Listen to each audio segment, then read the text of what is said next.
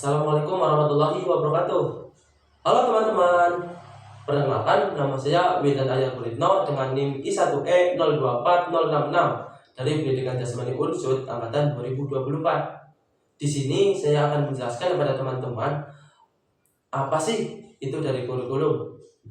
Karena kita sering mendengar istilah kurikulum pada saat kita SD, SMP maupun SMA. Jadi apa sih arti dari kurikulum itu? Jadi menurut saya kurikulum adalah sebuah pedoman pembelajaran di mana di dalamnya berisi rencana-rencana pembelajaran dan disusun secara urut untuk mencapai tujuan tertentu. Itu adalah kurikulum.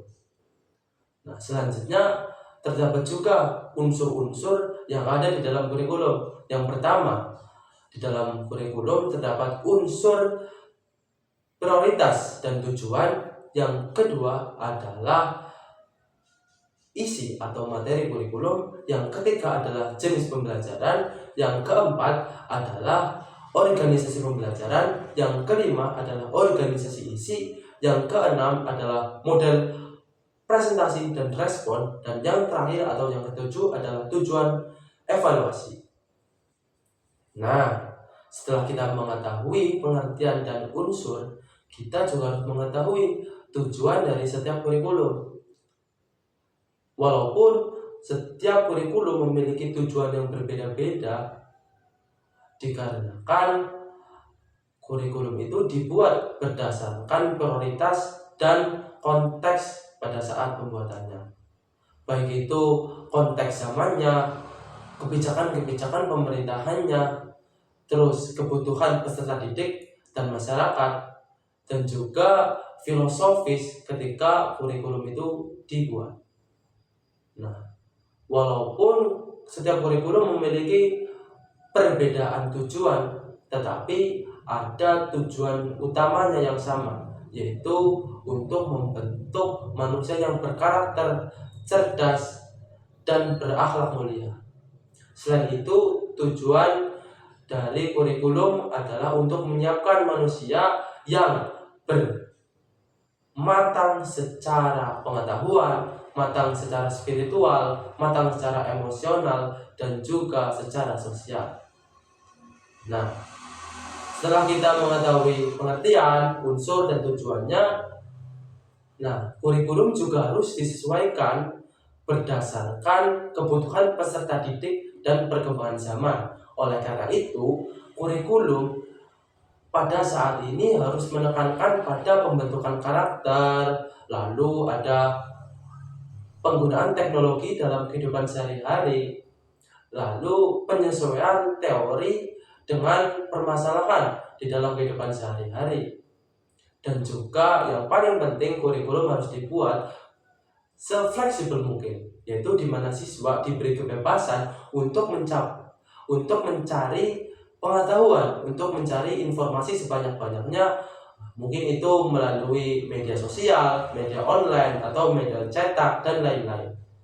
Siswa juga diharapkan mampu bebas untuk mengungkapkan pendapat, untuk mengungkapkan gagasan atau ide dari dirinya sendiri.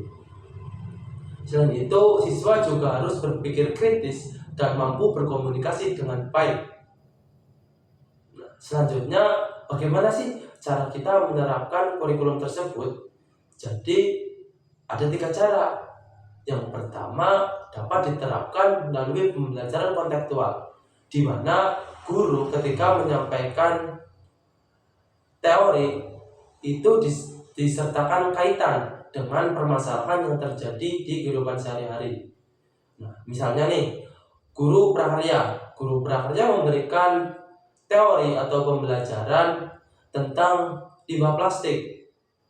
Lalu guru tersebut memberikan materi tentang kegunaan dari limbah plastik tersebut.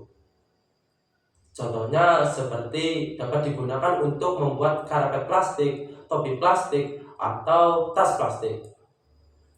Setelah itu, ketika telah memberikan pemahaman atau teori tentang kegunaan dari limbah plastik, guru juga memberikan instruksi atau perintah kepada siswanya untuk mempraktekkan langsung untuk membuat kerajinan tangan seperti contoh-contoh yang disebutkan tadi.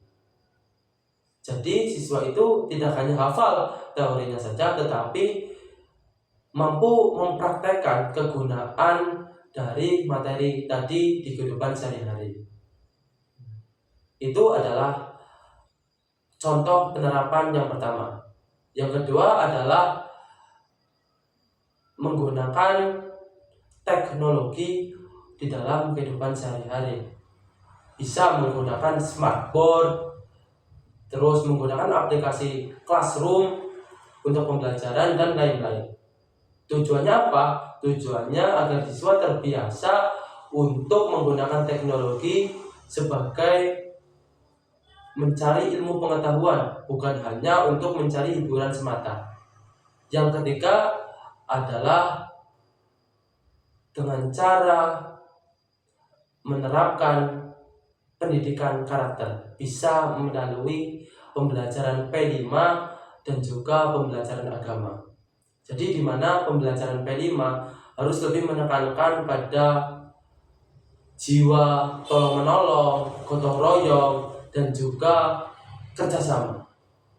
Sementara itu pembelajaran agama harus lebih menekankan pada spiritual, yaitu di mana hubungan manusia dengan penciptanya. Sekian penjelasan terkait dengan pengertian kurikulum, unsur-unsurnya, tujuan-tujuannya, relevansi untuk keadaan saat ini, dan juga cara menerapkan di dalam kehidupan sehari-hari. Sekian dari saya. Wassalamualaikum warahmatullahi wabarakatuh.